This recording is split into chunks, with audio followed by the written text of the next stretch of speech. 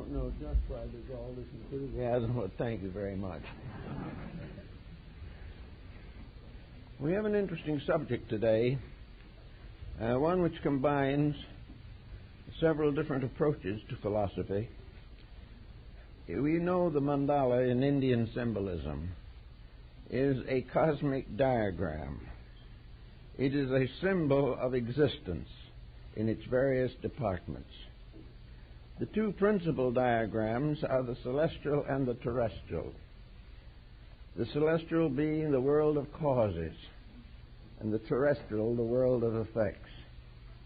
It is assumed that by the study of these symbols, which were first brought to Asia sometime at the beginning of the Christian era, that the study of the esoteric sciences could be advanced rapidly, and the human being could be gradually transformed into a higher and more perfect being.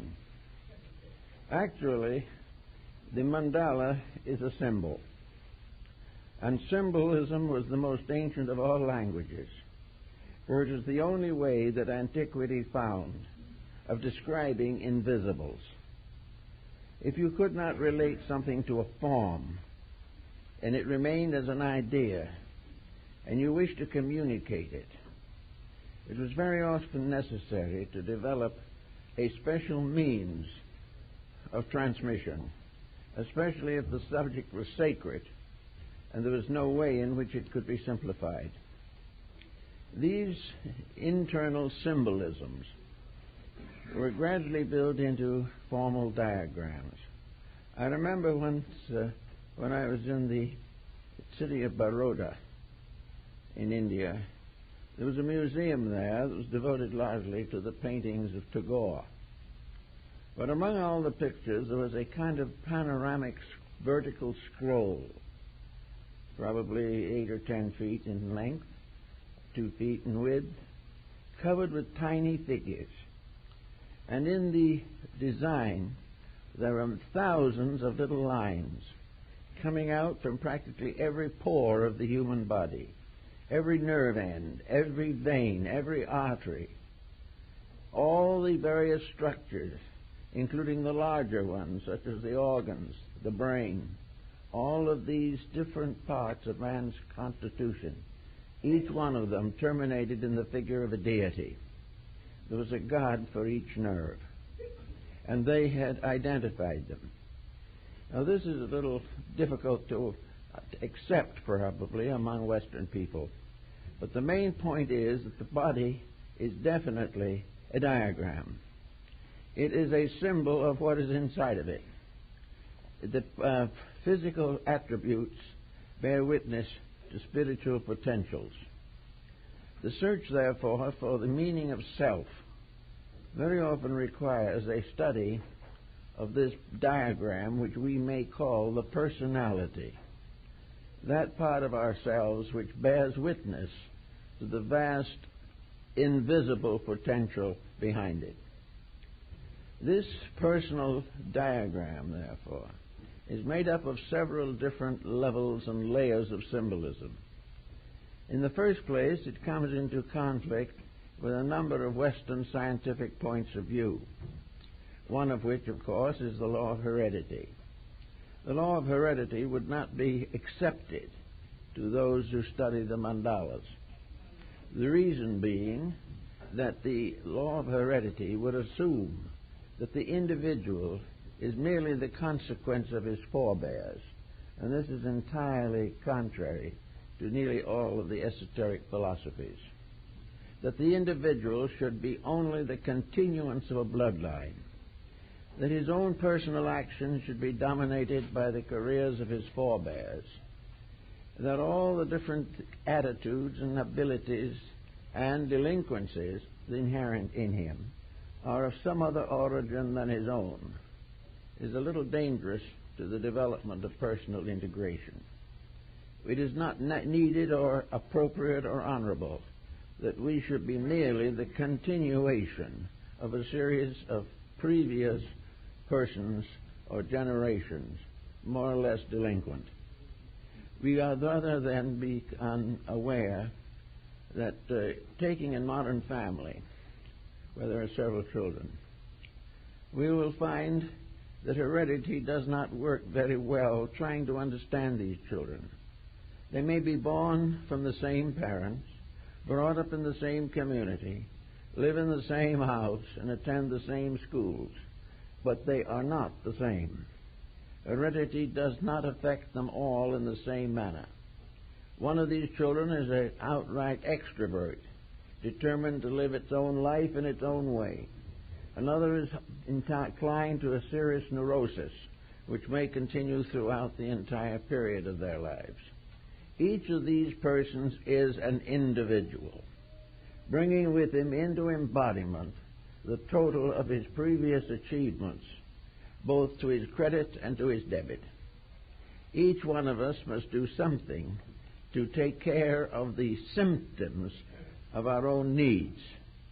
Our personalities reveal to us reasonably clearly where our achievements have been made and where our failures have been written down for the future. We are all combinations of achievement and delinquency. This is inevitable because we are imperfect. But there is also a possibility of a thoughtful individual making a sincere effort to correct his own mistakes. And in order to correct them, he must understand them. He must know why they are there, where they came from, and why he should be plagued today with something he does not even remember out of some past time. So it is very important to recognize that the personality as a complete integration can be considered a mandala, a meditation symbol. Always, of course, symbols are used in religion to explain or reveal concepts or convictions that cannot be put into literal terms. We cannot find the proper words to describe divine mysteries. So we use symbolism to give us some concept, some way of becoming aware of abstract truths that are beyond the common ken of our intellects. So our point today is to see what we can do to study this personality factor as we have brought it into this life. This factor goes to work probably by the time we are a year old. It was there earlier, but probably no one was aware of it. But by the time a child is a few years old, it becomes evident that it is an individual, and that this individual, because of its temperament, because of its internal pressures, is going to make a series of occurrences with which to surround itself. Some of these occurrences are going to be benevolent, others are going to be very difficult, some are going to be dangerous. But the individual is the source of them. He is constantly revealing the pressures within himself. Now, between the pressure, which is a strange, dark mystery on the inside, and his personality on the outside, there are a series of levels or stages of arbitration, bridges between principles and their productions. These bridges include the mind and the emotions. The individual, of course, as an infant, has very little control over either. But as it gets older, it discovers that one of the reasons for existence in this world is self-discipline. Failure of discipline is going to hamper the life throughout all the years.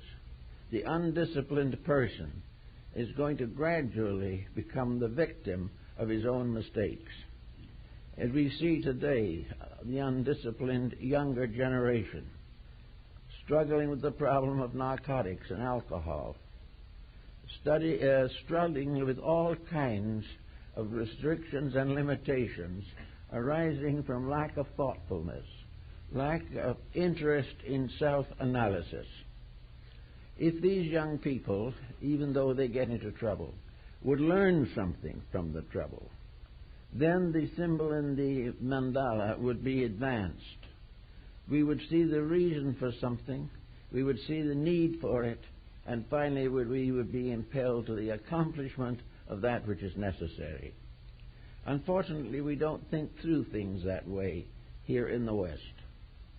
Actually, in the Orient, there is greater emphasis upon these matters. And while industrialism is undoubtedly affecting adversely the cultural lives of many culture groups, it still remains true that for the most part, the Oriental is aware of his own heritage. He is aware of the heritage of culture from which he came. He has been brought up in a strong atmosphere of religious philosophy. He has been told that all these sacred pictures and dramas, all the plays and statuaries and paintings are part of a great revelation, a revelation of the mystery of life, the mystery of being. Now we may say that if this is true, why are all these revelations so definitely different? Why should the Chinese approach it one way and the Hindus another? The answer is very obvious. They are both approaching it in the same way, but with different terminology. The symbolism in its obvious physical form is different. The symbolism in its principles is the same. All of these great systems of ethics have one solid foundation. There can be but one right, even as there can be only one light of one sun shining upon the world. So that all these different groups are being impelled towards the investigation of themselves. They are being impelled to think more clearly about the temperament, the personality, the integration that is within them. John Caspar Lavater, the great physiognomist of the 19th century, late 18th also, wrote a very comprehensive work on the ability or possibility of determining the nature of every individual by his appearance. Something about each person tells a story of himself. But of course he's inside of himself, therefore he cannot look at it from the outside. He doesn't see what others see. But Lavater pointed out that one skillful observer can determine the life patterns of almost everyone with whom he comes in contact. This idea so fascinated Goethe that he spent a number of years studying with Lavater to discover the internal potential of the individual by watching him. The Hindus have what is called a science or art of gesture. They make a science out of observing how people use their hands. Now the hands then, as in the case of the Shingon Buddhism, are mandalas. And in the sacred books of the Shingon, the two hands are depicted as symbols of the celestial and terrestrial worlds. Lines, dots, figures, and marks upon them indicate the development and integration of the human being and also point the way to his responsibilities in this life. But in any event, we will say that the hands are watched with great care. I have a little book in the library written by some Indian seer long, long ago, in which he said that when a physician is watching a patient, the patient comes in and sits down. This physician sits and looks at him. After a few minutes, of course, unless the physician says something, the patient is apt to become fidgety. You want to know why he isn't getting any attention. And in the course of the fidgets, he makes a series of motions. He moves his hands, he scratches his ear, he knocks his fingers together, he moves his arm, he shifts from one side to another. And by the time he has made about 8 or 10 of these motions, the physician has a complete diagnosis of his ailment. Nothing else. We are the embodiment of our ailments. We bear witness to them every moment and do not know it. And all of these different conditions that arise in us gradually affect our daily living. Little by little, we realize that other people who are not skilled in these matters have still a psychic awareness of them. Some people get hunches about other people. They're quite sure that an extrasensory perception is at work. This is not necessarily the case, however. The observer has within itself or himself the power to estimate the things seen. There is a very good story in that point about a famous bank teller who was very successful in preventing miscarriages of economic justice. A person would come to cash a check, and the teller would look at him and know instantly that the man was not honest, that the check was not right. And he would go to check it on the records and the signatures and so forth, and he was always correct. And he was asked how it was that he was able to see a crook by just looking at him through the bars of a teller's cage. He said, it's very simple. The moment he comes near, I see certain symptoms. One of the most common being perspiration. I see a dampness on his features, which tells me he is afraid. So all these little details put together make a very good art or science of interpretation. But while other people are around telling us what they think we are, the problem of what the individual thinks about himself is the one that most concerns us. To know how we can estimate our own place in this great game of life in which we are all involved. We can begin perhaps by looking at a sort of diary if we want to. We can think back in our lives to the things that have happened to us. We can know a little bit about our own reaction to all the different occurrences through which we pass. And then we come to a Mandala integrity, namely, that every reaction is a revelation. Our instantaneous, uneducated or unconditioned reaction to a circumstance tells what we are. Why we have done this, we do not know. Why we did not react in some other way, we do not know. But the way we did it is a statement of what we are. So we can look back over a series of years and see how we reacted to the circumstances with which we are surrounded. What was our attitude when in school? Did we enjoy study? Did we have a pleasant association with our teachers? Did we develop a group of young friends of our own years, some of whom remained friends over a lifetime? What was our reaction to study? And most of all, what subject most interested us? Were we good in spelling but poor in arithmetic? Were we very interested in reading but never did develop an attractive handwriting? We probably covered the latter by the idea that we probably would never use it anyway because we would type all our lives. But anyway, what were our reactions? If we were reading books, what kind of books did we like? Did we like heavy reading or very light reading? Did we read to be entertained or instructed? Did we like adventure? Were we interested in sports? Were we concerned with romantic fiction? Today, what makes us turn televisions on and off? All of these things are constantly telling something about ourselves. And they tell us something else, that we have an almost incurable determination to cater to ourselves.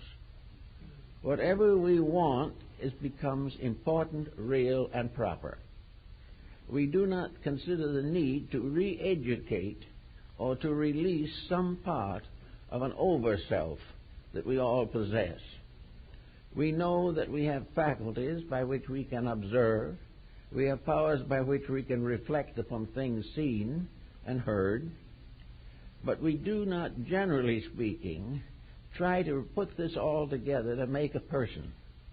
We do not try to understand the motives behind our own reactions. We do not know why we are quick-tempered, or why we develop streaks of melancholy, or why we are jealous of other people, or why we are willing to contribute to delinquencies of others or to develop delinquencies of our own. All these things tell us something, but most people are not listening. They do not recognize that all these are the departments of an imperfect personality that is growing up in the midst of its own mistakes and is continually making them and very seldom finding ways of correcting them. Now, to meet this emergency in the Orient, the mandala symbols are classified, made into patterns, and the individual is instructed in the selection of symbols suitable to his needs. We don't have any such instruction at the present time, at least formally speaking, but we do have the pains and sorrows of misuse or misunderstanding. We soon develop the ability to realize when we are in a dangerous situation due to our own conduct. The situation we accept gladly, that we are responsible, we are reluctant to assume. So all around us and within us are masses of unfinished pressures that represent a vast diagram. And this diagram is something we have to live with and something we have to work with throughout the years of life. The failure to accept the truths of things that we experience inwardly. This failure tends to shorten life, increase the probabilities of illness, and detract from the probabilities of happiness. These things have to be faced, but no one seems to really want to face them. And the evasion is that it is not ourselves that are to blame. It is the nagging, the unpleasantness, the dispositions of those around us. We are hurt by others and therefore react, hurt. Whereas the more they hurt, the more we react, and pretty soon we hurt worse than they do because we haven't faced anything clearly. The mandala, according to Jinggangshu Buddhism, is a great pattern of order. Everything is in proper equilibrium.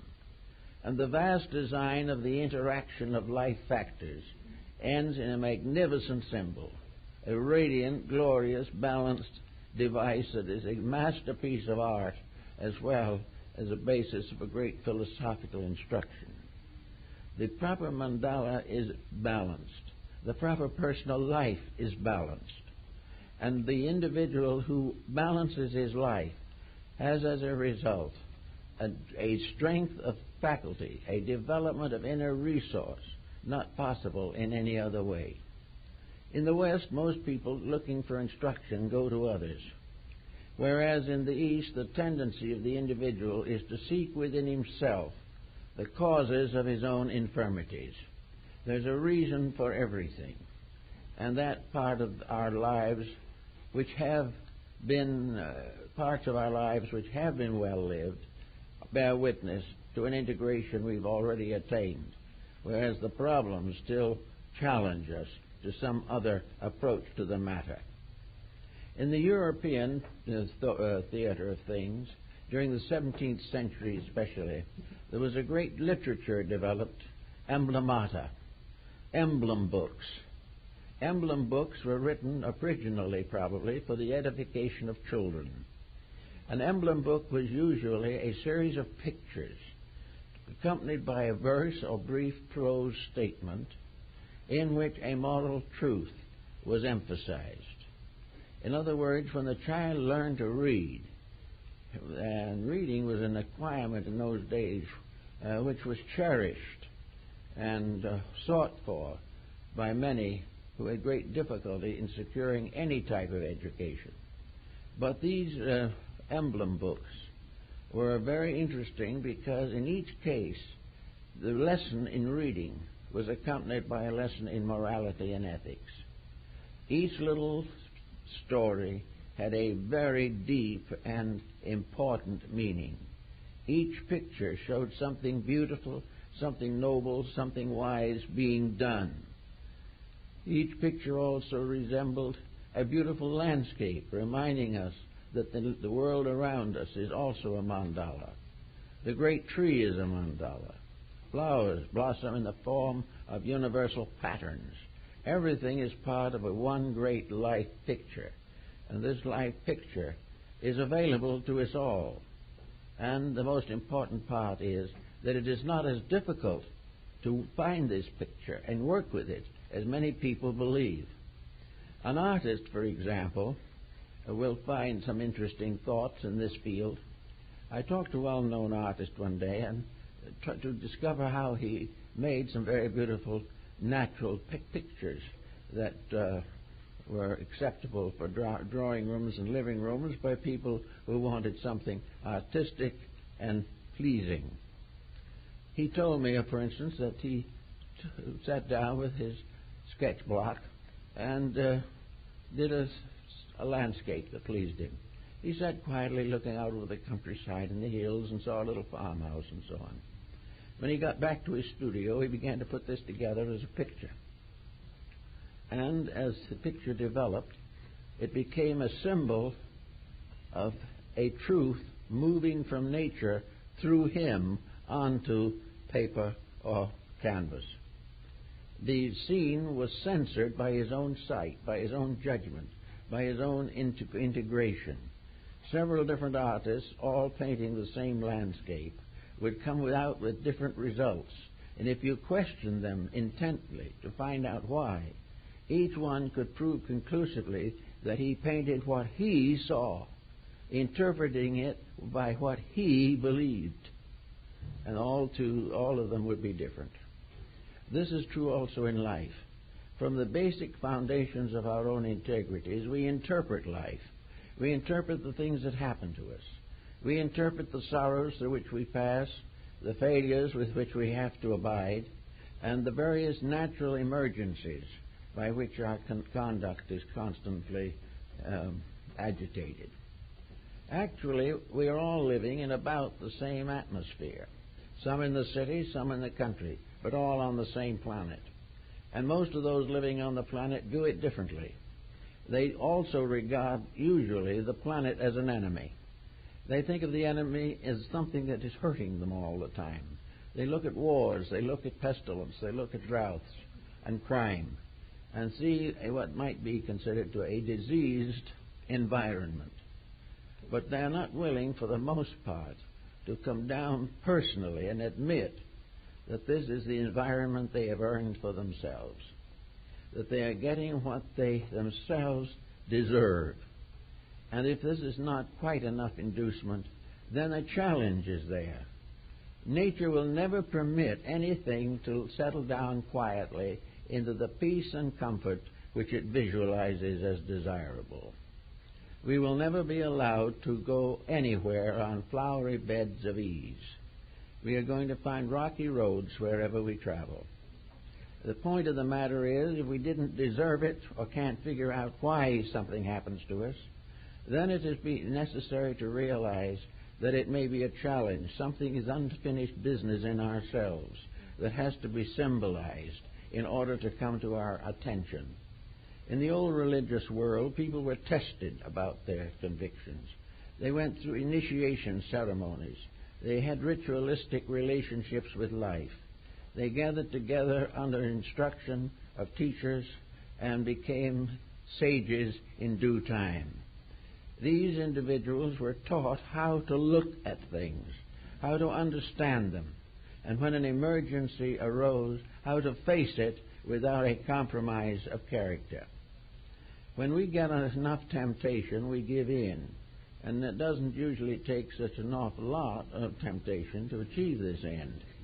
Actually, we do not realize that everything that comes that needs solution should be solved, not avoided or evaded.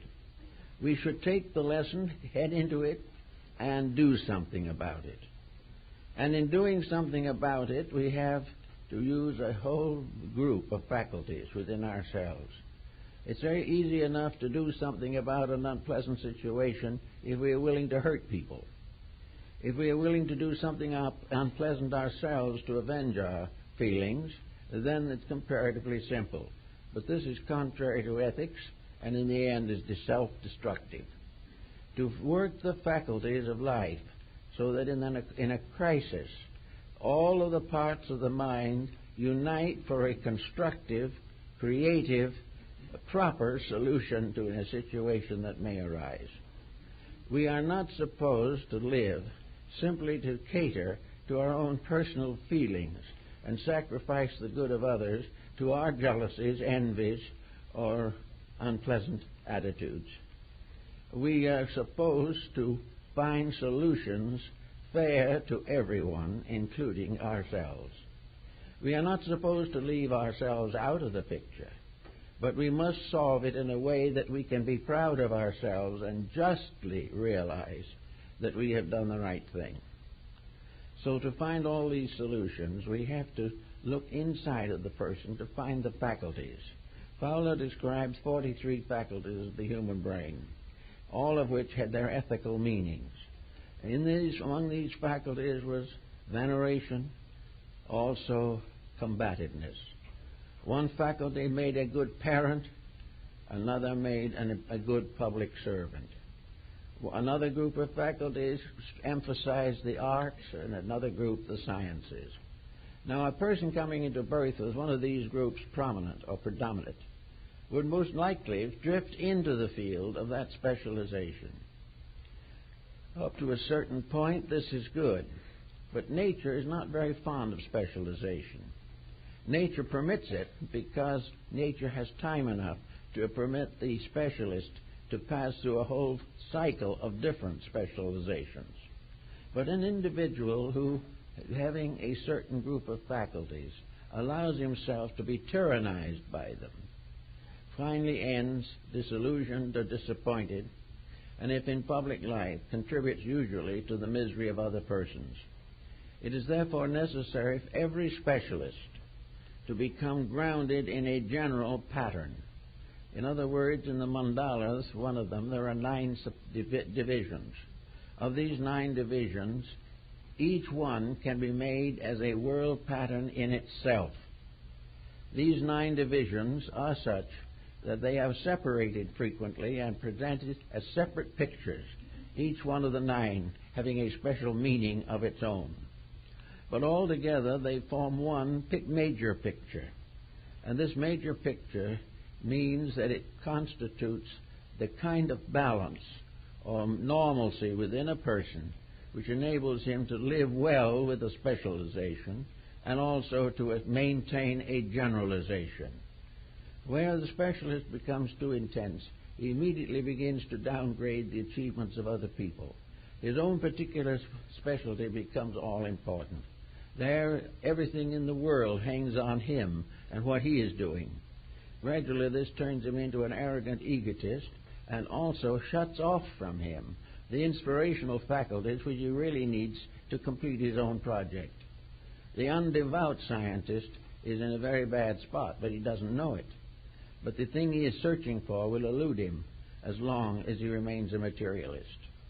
Therefore, if he discovers this in himself, it is high time for him to think something about it, instead of trying to bluff his way through, doing it as he always has done it, and suffering as from what he considers to be the persecution of those around him. Now, in personal family life and relationships, the mandalas form families. The family is a symbol of universal integrity and universal equilibrium. The family represents the major basic elements of human society. A family is a unit. A family is not only a gathering of 3 persons to get along together. The family is a means by which this gathering becomes the physical source of the perpetuation of the race and the psychological source of the unfoldment and evolution of each of the members. Therefore, in the family, we have a great pattern, a great symbolism, represented by the 47th proposition of Euclid. This represents the most important unit in society. Confucius points this out very clearly. Here is a pattern which could be diagrammed and is diagrammed into many different departments, all of which arise from the one simple unit with which it all begins. Now, this unit itself is the objectification of something inside of each of us. For all 3 of us have the same basic triad that constitutes the family. We have the mind, we have the emotions, and we have the actions. The mind and the heart and the hand must work together. These three are the units of a balanced individual, just as surely as the parents and the child are the equilibrium of the family. Confucius pointed out that the family becomes, therefore, not only a representation of a personal equilibrium, it not only represents a series of moral growths, but also becomes a proper symbol of the universal government. In a family, if someone in it is a tyrant, the family is basically destroyed. The lack of joyous cooperation, the lack of the recognition of values, the lack of dignities, the lack of sincerities, and the constant development of individual selfishness, willing to sacrifice the unit for its own advancement. All of these are parts of a negative mandala. And in the Tibetan system, this type of mandala is shown with a monster in the center of it, the monster of selfishness, by means of which all good things are turned into evil. A mountain of misdeeds heaped up through self-centeredness. The self-centered avenger is that the individual always fails. He cannot be selfish and right.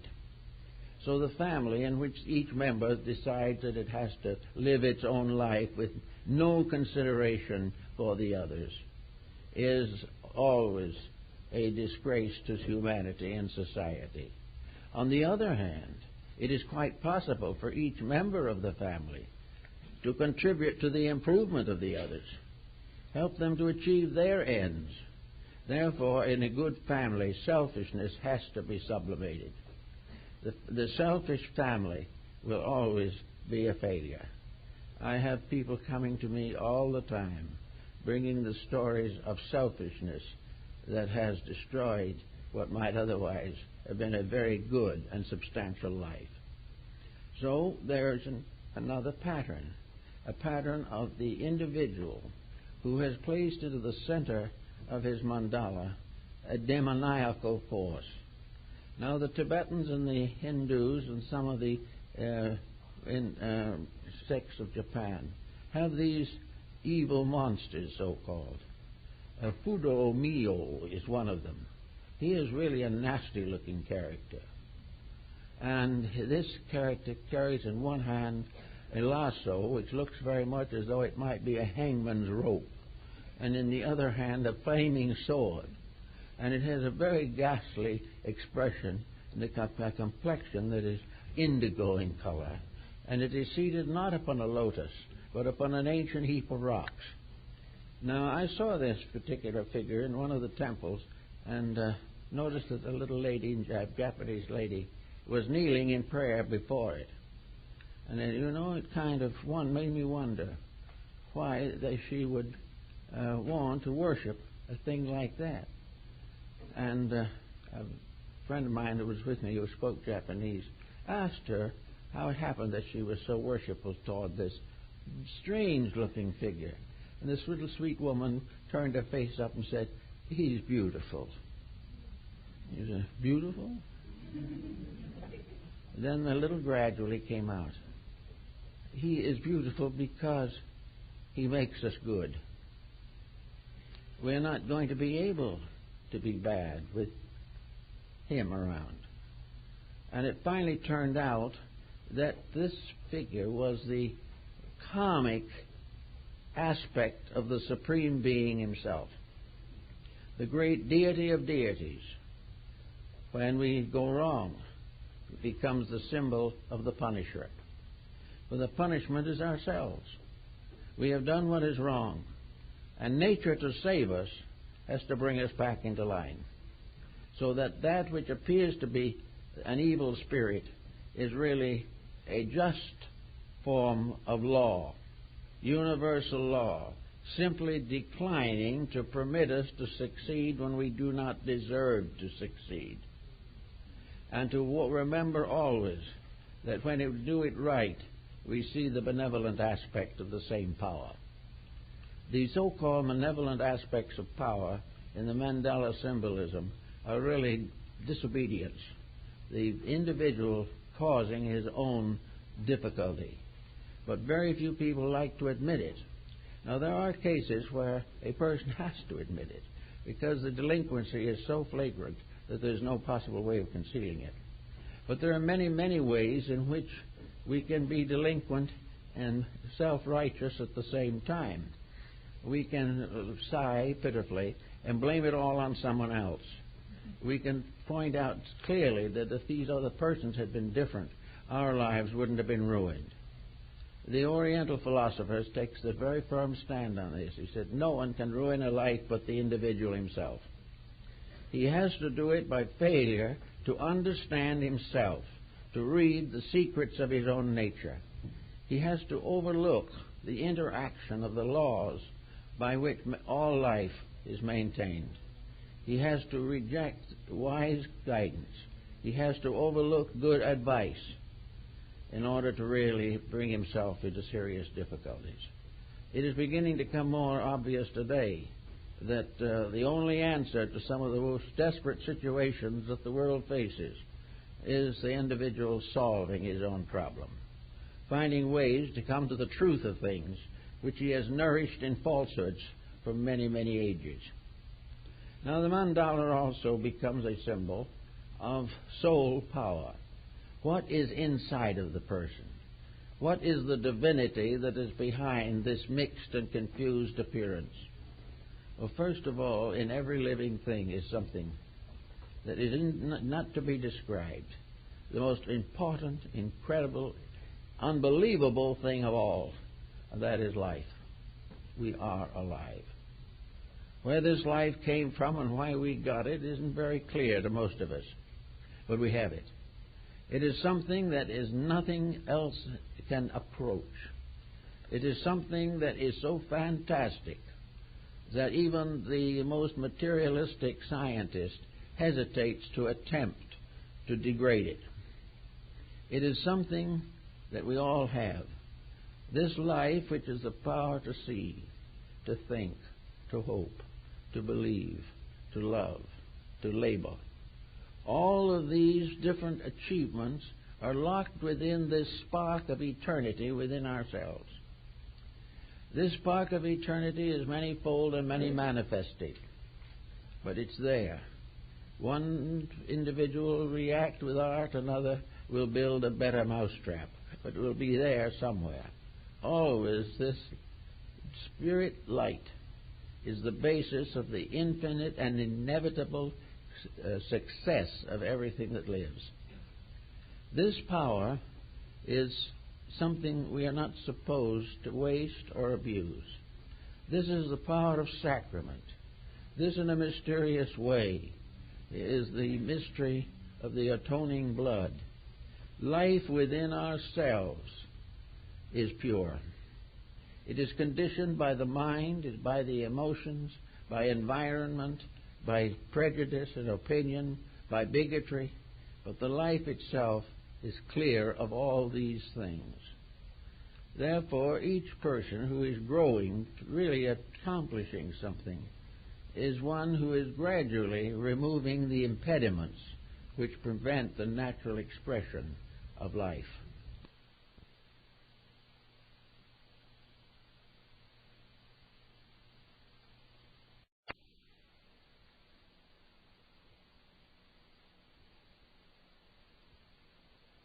To lead until all things that it leads return to the divine substance from which they came.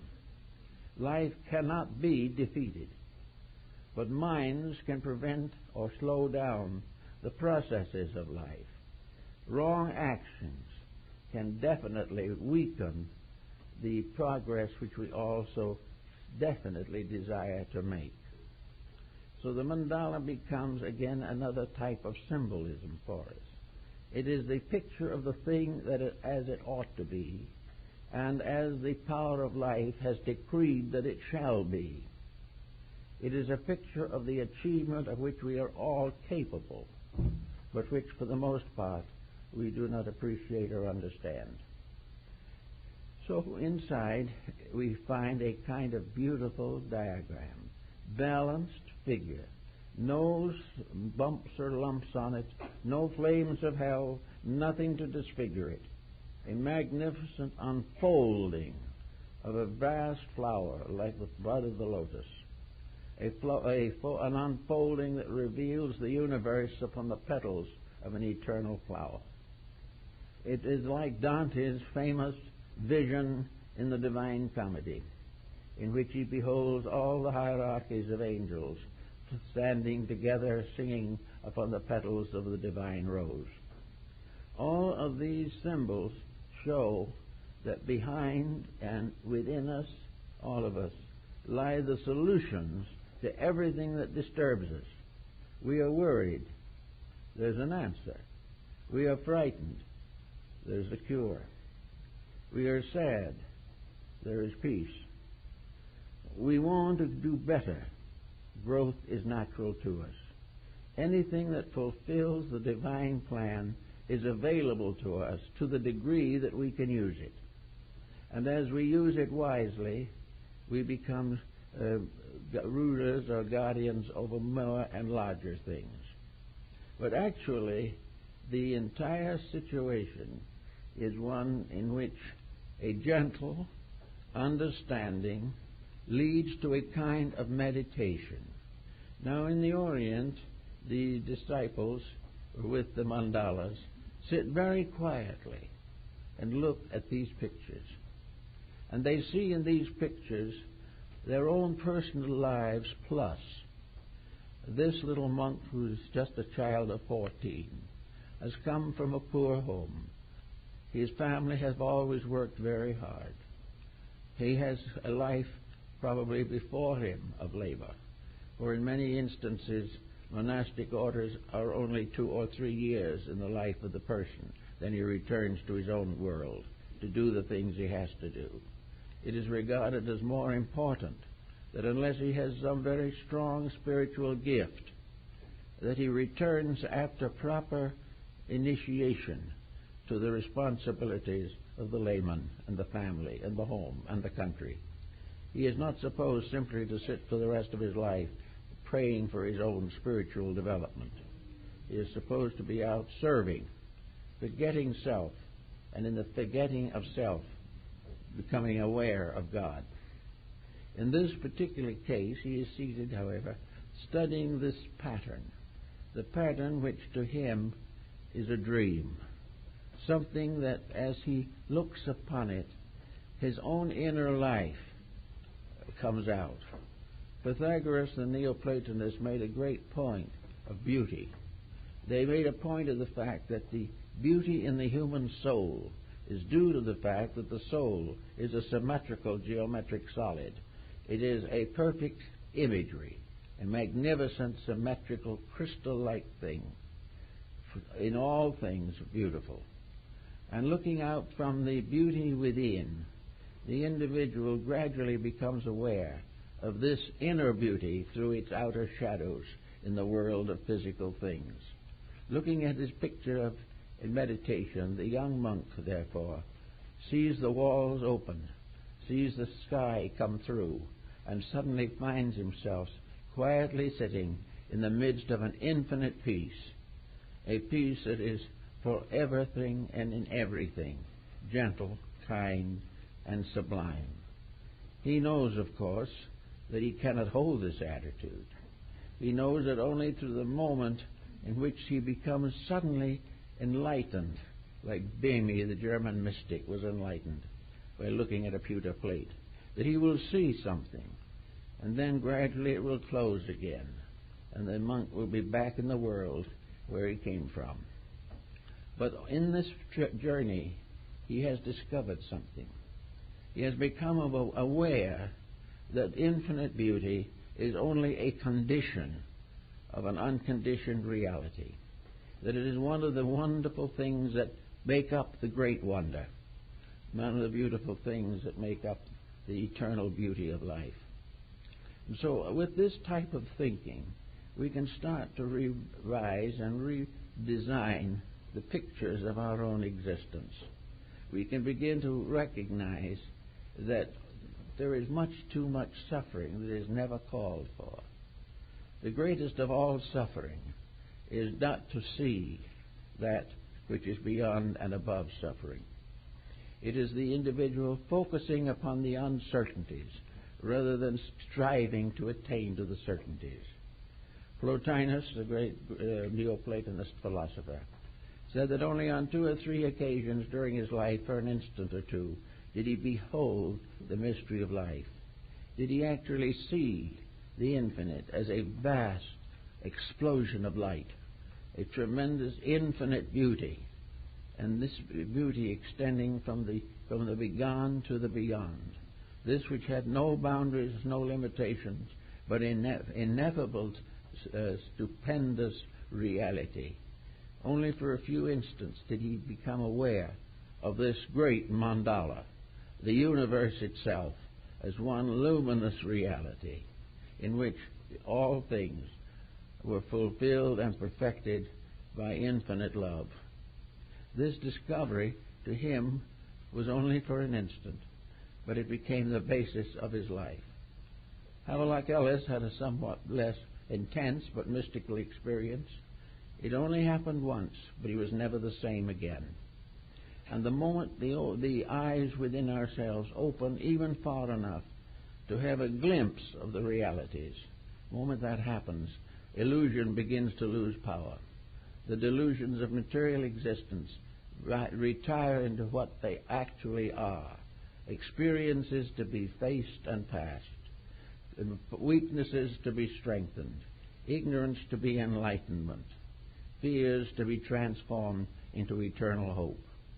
All these are pictures within us, and these pictures are the things that make it possible for us to dream the better dream. Now, in our daily thinking and working, we all have some textbooks, we all have some pictures that are important. Many of us have living pictures around us that become very wonderful and very meaningful. So with our studies and with our striving after righteousness, so to say, there should be this meditation on the mandala.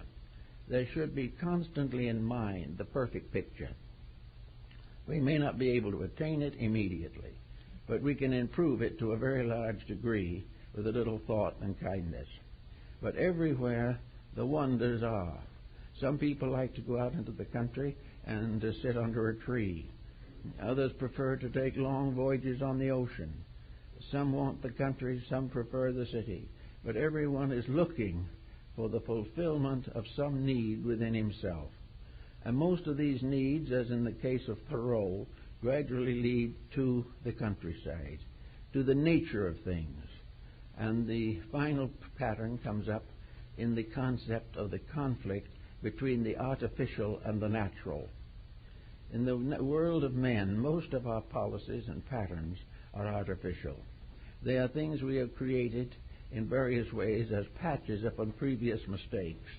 We are constantly surrounded by a finite world of our own making, a world in which we are struggling to do something and we do not know how, a world in which the best and most ambitious achievements fall apart, a world that fails because it has not any foundation in love.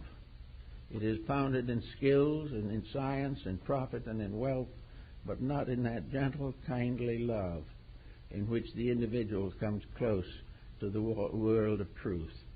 There is a fable in China that Lao Tzu, the famous sage, the obscure sage, the Tao Te Ching was probably one of the most mysterious books ever written.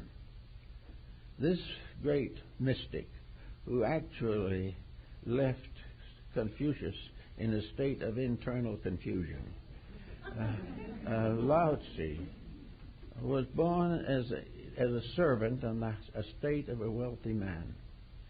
He had no education in the ordinary sense of the word, but being a thoughtful person in his own right, this little child sat on the side of a hill and looked out over the mountains, over the 5 great peaks of eternity that bounded China. He sat there quietly, allowing life and nature to move in upon him.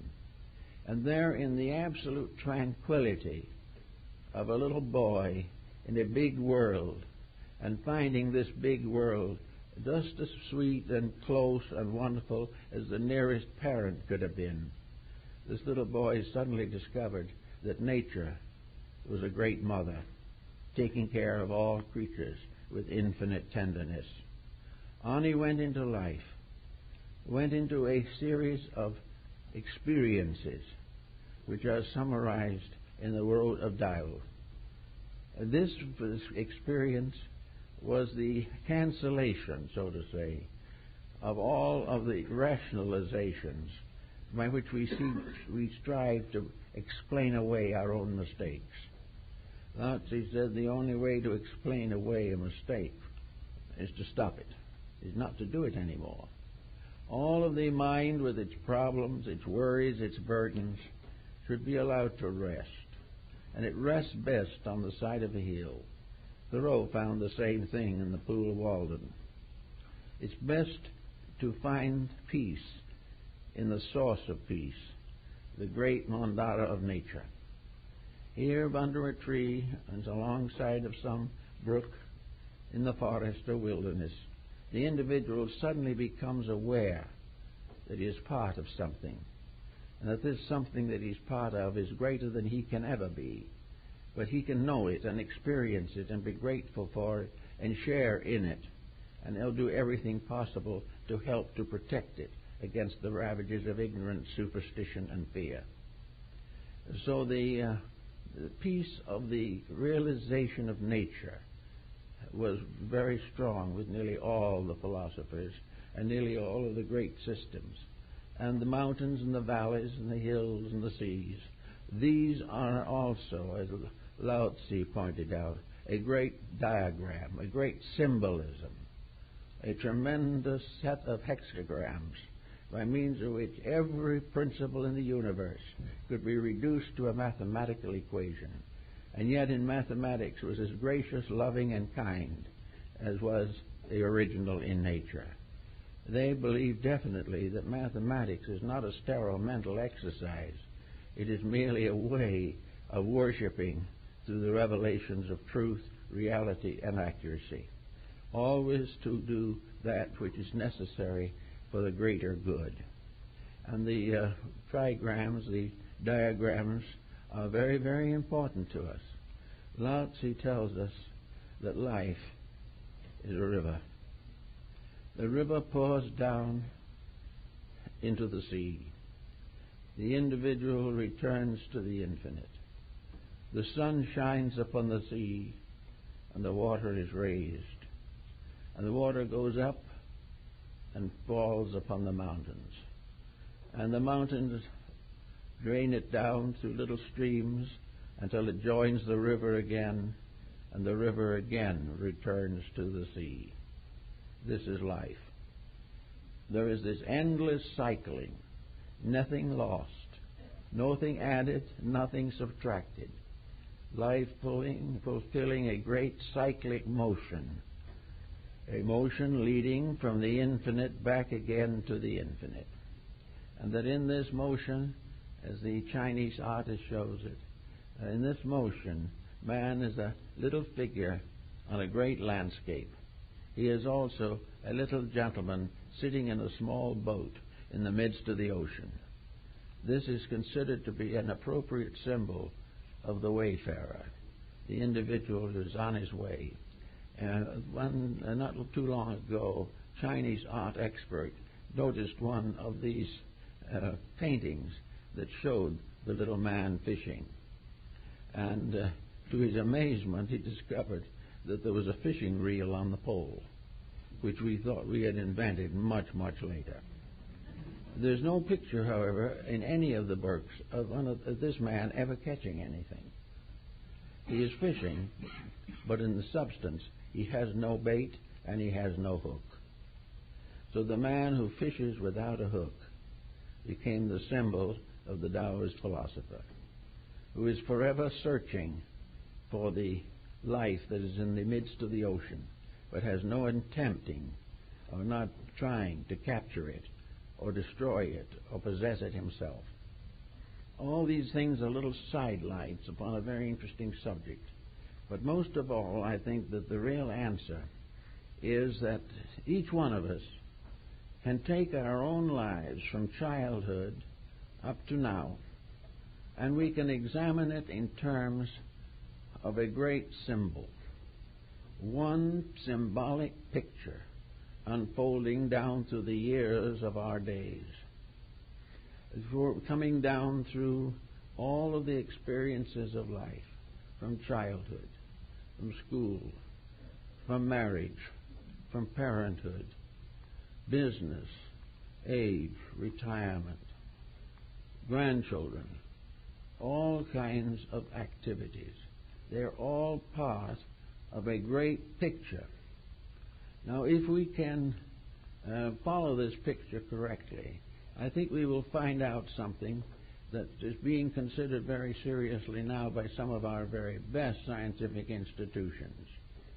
That if we can take this period from birth to retirement, and we can do it without breaking rules, without destroying our own vitalities, without wrecking our own happiness by actual actions that are unnecessary. If we can live this span with peace and in peace, and can live it in service and love and friendship, that we will discover that in this process alone we will have defeated most of the hazards of physical existence. We will find that this type of living is a healing of the wounds of the flesh, that a great deal of our mental and physical suffering is simply due to the unfinished business we refuse to face. That if we can go through the span of life quietly, comfortably, and peacefully, we will also in due time pass into a larger life quietly and peacefully. We will not sicken the body before its time. A great deal of suffering is due to the fact that one factor of our disposition, which is wrong, is beating down one organ of the body with which it is associated. The rest of the body is violently struggling to succeed. But one dispositional trait that refuses to be corrected, or we do not correct, can bring the whole body down in ruin. Thus it is for importance. Peace of mind is health of body. Peace of mind and health of body result in the clarity of the soul, its ability to fulfill its preachment to us through the eternal example of universal friendship, affection, and understanding. I think then, therefore, that we are all out looking for panaceas. We are all looking desperately to something to cure the ills with which we suffer. We are trying to figure out why our lives are plagued with one uncertainty or another. It is not quite that bad. Lao Tzu found out long ago that no matter what we do, life is eternal. We will continue going along, doing the best we can, until we do better. And when we really do what is better, a great mass of sorrow, disturbances fall away. Our world today, fighting as it is, half the rest of itself, a world constantly in fear of enemies, has never realized that the only reason that it has enemies is that it has forgotten to make friends. It has forgotten to do those things which bring people together. It has emphasized competition. It has made much of divisions and disturbances, but it has not found the healing power of universal soul growth, the power within the individual. So in the Shingon symbolism, the final achievement is that the individual, in a sense, gets up and walks into the mandala and disappears in it. That may not actually happen. He may still be sitting there, but some part of him has gone into the painting.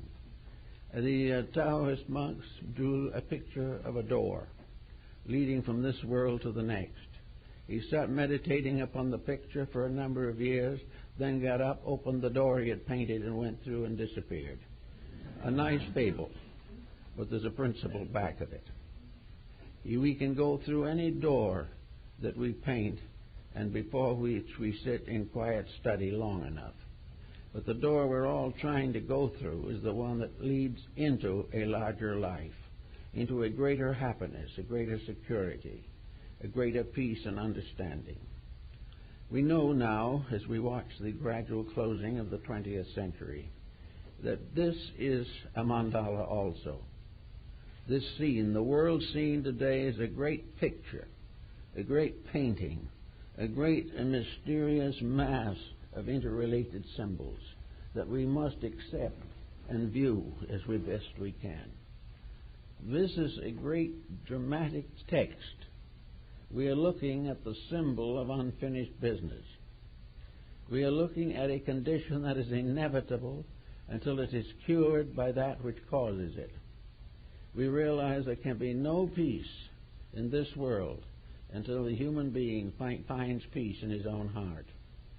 There is no way of making a better world until we inwardly visualize the reorganization of divided parts and put them together into one sublime pattern.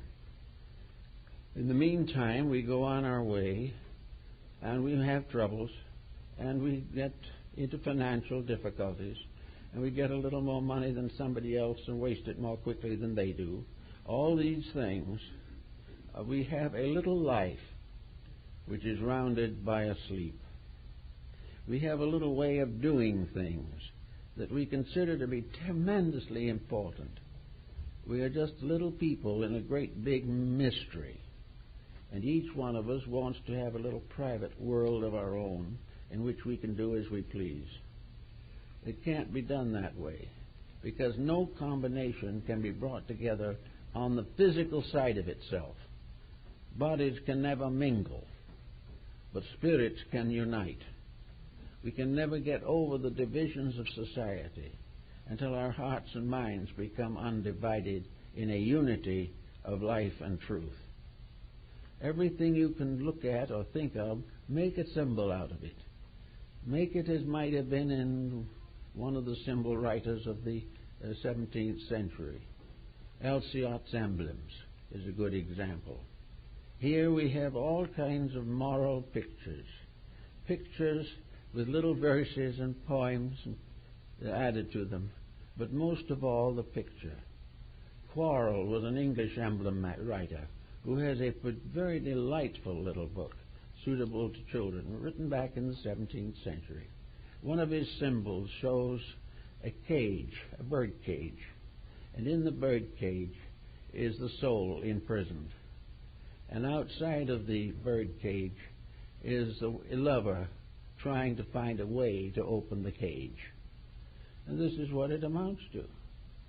This is the problem we have, that we have imprisoned the best and locked it in by refusing to permit ourselves to be turned from our selfishness by any intuition of something better. We want to go our own way, so we go and suffer. But if we go the way of the inner life, we will not go on suffering, but will be better. And we do not have to get this key to the inner life from any other source than the inward part of ourselves. We cannot simply read ourselves into salvation. We can learn things, and some of them will be very useful.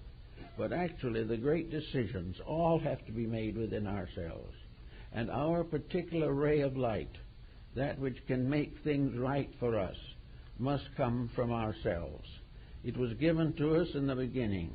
It has been with us through unnumbered embodiments, through all kinds of experiences. It has continued and will continue until we make use of it. In some of the Indian fables that we occasionally see, there is great emphasis upon observation. The individual, in order to learn, must note things that happen. The moment an unexpected or unusual occurrence comes along, it should be thought about. If it's good, it shouldn't be just accepted with a note of gratitude and people go right on the way they were. If it was an unpleasant experience, it should not be regarded as misfortune. It should be regarded as challenge, as need, something arising that we must think about. But all around us, every day, things happen. We don't like some of the things that happen. We are the victims of criminal action. We are victims of cupidity, selfishness, indifference. We are often betrayed in our deepest and most sacred emotions. And yet we have to go on. The answer is that each one of these things has to be remedied. All ills that come to us are sort of diseases. They are psychic ailments that sometimes are contagious, pass from generation to generation. In other cases, they are plagues that hit us all at once. But every one of these occurrences has to be redeemed, has to be regenerated. The mistake must be solved. The pain must be remedied. And the individual must rise quietly above disappointments that would otherwise change and embitter him. The false interpretation of experience leads to a very embittered life. The person goes on through the years more and more suffering, more and more hurt, more and more antisocial.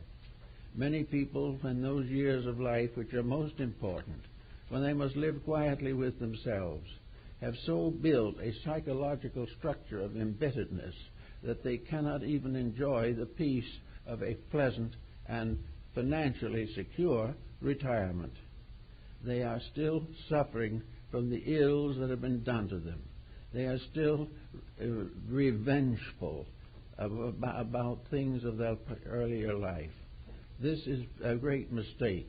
If there's one thing that is immediately a reward for putting your life in order, it is the fact that you can live with yourself happily after you've retired from business. That you can actually be pleasantly interested in life. That while maybe the faculties get a little tired and there are limitations upon what we can do, if we have the right inner life, we will always be cheerful. We will always be grateful for the good things that happen. We will continue to shed an atmosphere of joy around us wherever we go. But most of all, we can live with ourselves. And as we live more and more with ourselves, we will discover that a large part of sickness is dispositional. That we are in trouble most of the time simply because we do not have the grace to forgive our enemies or recognize our friends. So all along the way, the inner life can bring with it extension of years. It can bring with it a great fulfillment. It can allow us to depart from this little cycle of activity with a sincere realization that we have been of service to others, that we have helped to build a little bit better world, that we have fulfilled our dreams by making dreams that were worth fulfilling. The locked-in materialist has most difficulty of all. In the Indian system, Zavichi is the material world. It is the world of physical things. And in the Platonic dialogues, so-called Hades is the same thing. Plato said, we do not go to Hades when we die. We come to Hades when we are born. This is it. So we must realize that we are in a world in which a very large part of the population is paying debts and therefore is very anxious, more or less, to bring others into the same miseries that it has itself. We are in a world of shadows, as Plato pointed out. We are in the world of which we must live with the consequences of our own deeds and attitudes. This is the secret behind the concepts of heaven and hell. Heaven is to live with a redeemed self. Hell is to live with one that isn't doing so well. And there are a good many of them. But the whole problem is very definitely that the evolutionary cycle is one in which cause and effect work together. The individual who makes mistakes and doesn't try to correct them is in trouble right here and takes the unfinished business with him. It's been my responsibility on a number of occasions to be with people in the hour of transition. And it is very interesting to observe that in those hours, in those last minutes, a great many tangled situations untangle themselves. And the individual who is fighting all the way to continue as manager of the banks suddenly loses all interest in it. He's going where that doesn't mean anything anymore. He's going where he can't take his pocketbook, which is a very serious disaster. He is going where he can't continue to take care of his children. He suddenly realizes that he's been so busy doing other things that he has lost most of the joy of his own private life. He knows also that he is in pain, and that this pain is something that more or less is in harmony with the fact that he has never done anything to cause anything but pain. He has never done those things which would have brought peace to him in his early days and might well have extended his life. One man in his 40s, passing on, wished he could live it over, because he says if he could, he would be a much better person and would have better values and would not regard material success as worth one moment of compromise of personal integrity. So we don't sometimes go out of this world wiser than when we enter. This is fortunate. This is a desirable state of affairs, because as what we go out with may well be what we come back with. And the individual who has discovered more of the real values of existence, who has realized where the truths and where the great achievements are located, and begun to cast off those useless things and become aware of eternal truths. We are here, and we all come out in the end a little wiser. And we might as well realize as we go along that this little wiser can start right now. And therefore that before our complete patterns are finished for this life, we can have a great span of wonderful living now, in which we see ourselves correcting our own faults and lay the foundations of the future, and realize that in this plan of things it is a blessed truth that we shall all have the opportunity to perfect our own futures. It will come. Nothing can prevent it from happening. In due time, everything we should have will be ours. And each time we come back, we will bring with us a little more insight, a little greater patience, a little deeper understanding. This makes it all very, very well worthwhile. And it also is the one great justification for behaving ourselves. It is the justification of deserving something better. And if we deserve something better, we'll get it. And we can start deserving it right now, and it might result in a sorrow that we might have faced will never happen, simply because we are no longer the person to whom it was intended to happen. The Japanese artist Hokusai, one of the great engravers of Japan, changed his name a great number of times in the course of his career. And one of the reasons he changed his name was that he wanted to live longer. Now, this doesn't seem as though it has a pertinent relationship with the subject, but it does, because every time he changed his name, he confused Emma-A, the Lord of the other life.